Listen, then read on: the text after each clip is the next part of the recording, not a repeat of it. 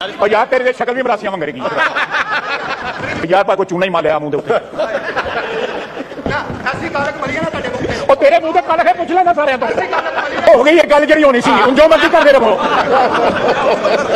अच्छा ही है ना सही ना अब्बे को नहीं मानते थे मैं चेयर को मंगा।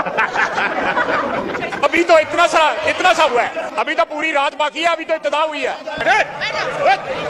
इतनी वल्दियतें इन्होंने बदली हैं, इतनी वल्दियतें इनको भूल गया। इनकी वल्दियतें इतनी वल्दियतें बदल गया। वल्दियत का खाना जो है खत्म हो गया है, लेकिन नाम नहीं खत्म हो रहे, लेकिन हर दफा वर्दी वाला वालिद बना है।